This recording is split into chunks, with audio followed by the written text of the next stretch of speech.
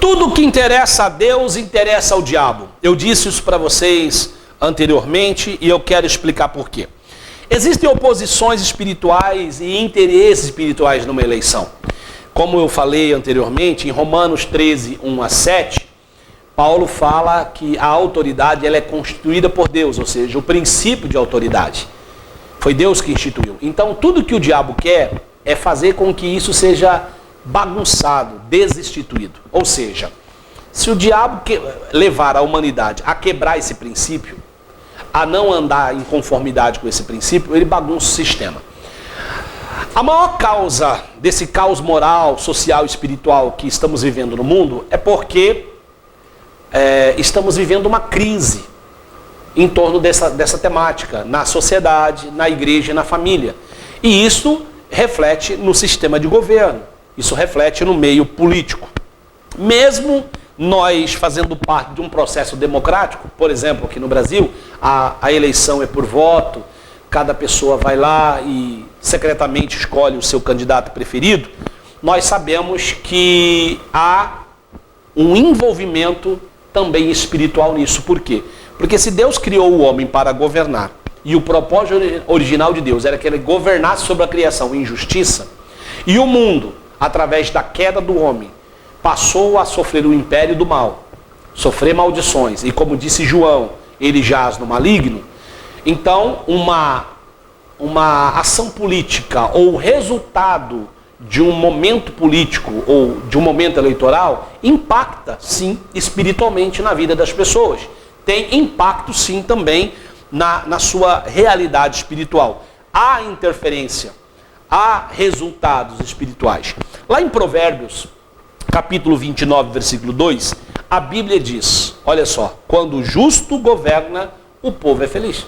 Mas quando o ímpio governa, coloca muita taxa, coloca muito imposto sobre o povo e oprime o povo sofre, o povo padece, não há alegria, não há satisfação.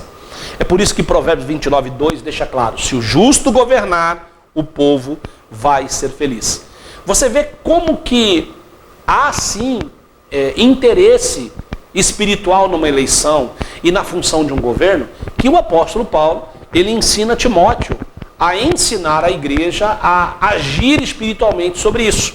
Lá em 1 Timóteo, capítulo 2, versículo 1 a 2, ele diz que deve-se orar pelos governantes, deve-se orar por aqueles que estão em função e cargos de eminência, ou seja, exercendo poder público, para que o povo tenha paz, para que a gente possa viver uma vida tranquila. Qual a preocupação de Paulo em pedir para Timóteo, em 1 Timóteo 2, 1 a 2, ensinar a igreja a orar pelos governantes? A preocupação é que quando um governante ele se deixa levar pelo mal, ele se corrompe, ele se perverte, ele vai conduzir o povo à ruína, a nação à ruína, a cidade à ruína, ele vai atrair maldições, ele vai atrair consequências, porque tudo que o homem planta, ele colhe.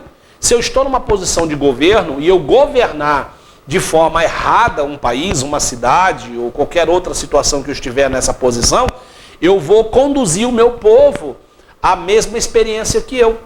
Então você vai ver em toda a trajetória da humanidade, quando houveram reis justos, o povo foi abençoado.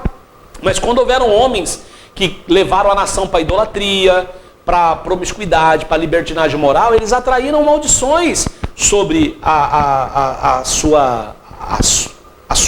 o seu povo, a sua terra, né? Há um exemplo bíblico, por exemplo, de Nínive. Nínive estava tomada por imoralidade, tomada por pecados que desagradavam a Deus. Deus estava disposto a destruir Nínive. Deus enviou o profeta Jonas, ele prega.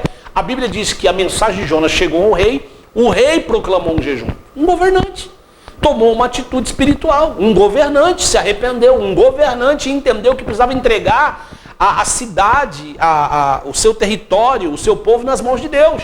E ele proclamou um jejum, ele determinou que nem animal, nem criança, nem velho, nem ninguém comesse ou bebesse por um período de tempo. Proclamou um jejum, o povo fez o jejum e a Bíblia diz que chegou diante de Deus o jejum deles, a ação deles, e Deus se arrependeu do mal que faria. Então veja que sim, há interesse de Deus ou interesse espiritual sim numa eleição. Agora, se há interesse de Deus, se Isso impacta no mundo espiritual positivamente, também negativamente, também o diabo se interessa. Então, se você acha que o diabo não está preocupado, não está interessado que governantes malignos, maus, reinem e governem, você está muito equivocado. E eles só reinam e governam por causa da omissão da igreja, por causa da omissão do cristão. Se nós somos um país cristão, se tivermos consciência política, participarmos da sociedade, faremos a diferença.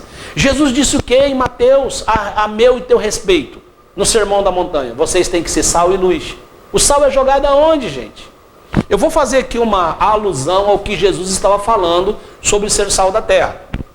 Ele disse, vós sois o sal da terra. Eu sei que muita gente nunca parou para analisar isso. Mas o povo judeu, quando saiu do Egito, caminhou pelo deserto muitos anos, eles montavam acampamentos em alguns lugares e territórios. E eles não tinham um sistema de tratamento de esgoto como temos hoje, certo?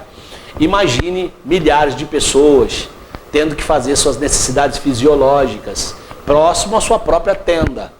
Imagine essas milhares, centenas de milhares, estamos falando aí de quase 1,5 milhão de pessoas, tá? Tendo que fazer necessidades fisiológicas próximo ao seu acampamento. Como que ia ficar a questão do odor e a questão da contaminação do solo?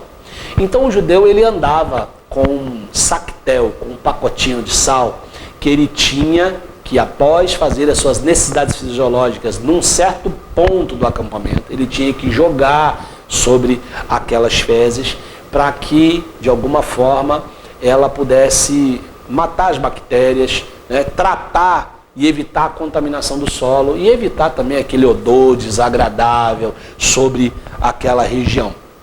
Então, quando Jesus está falando que a igreja, que o cristão é o sal da terra, ele está dizendo que nós somos os responsáveis para ser os descontaminadores do nosso solo, que nós somos os responsáveis de preservar e fazer com que a nossa terra ela possa ser sarada, porque as fezes que a humanidade tem feito e lançado na terra tem fedido as narinas de Deus. O pecado da humanidade tem sido desagradável.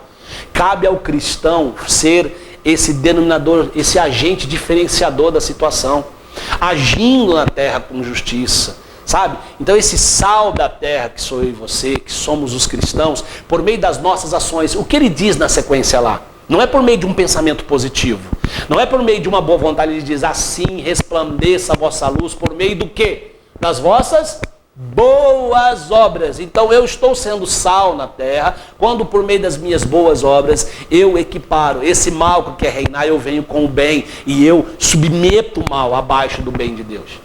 É muito bonito eu orar o Pai Nosso e falar, venha o teu reino. Eu não trago o reino de Deus com as minhas ações. Eu não trago o reino de Deus com a minha participação efetiva nessa terra. E querido, politicamente necessário que a igreja haja. A igreja como? A igreja de instituição, denominação, com voto de cabresto, dizendo em quem você tem que votar, e negociando cargo, e indicando cargo. Não, não é disso que estamos falando. É de cristãos autênticos, como eu falei agora há pouco de José de Arimateia, homem digno, honrado, discípulo de Jesus, agindo para o propósito para o qual foi levantado. Assim como nós temos médicos vocacionados na igreja, policiais vocacionados na igreja, enfermeiros, eletricistas, encanadores, pedreiros, artistas, cantores, músicos, nós temos políticos vocacionados. Sim, nós temos pessoas que têm o coração ardendo para fazer o bem, para mover coisas boas e positivas. Pessoas que podem ir na ação de governo, pessoas que podem ser delegados, pessoas que podem ser promotores de justiça, juízes, policiais, agentes federais, e pessoas que podem ser vereadores, deputados, senadores, governadores e presidentes. Por que não? Sendo sal da terra. E, qual a sequência do texto? Luz do mundo. Aonde você estiver, Jesus disse, você é posto sob um ponto de observação. Você é visto. O que isso quer dizer? Você passa a ser referência. Você passa a ser influência, você passa a ser aquele que lança luz ao pecado, que traz entendimento sobre a verdade e aponta para quem? Para Cristo, querido. Então seja lá, na política, na polícia, na saúde, aonde for, ou no altar, o cristão tem que ser cristão. Ele tem que ser o que ele foi chamado para ser. Então, por favor, em nome de Jesus, entenda isso.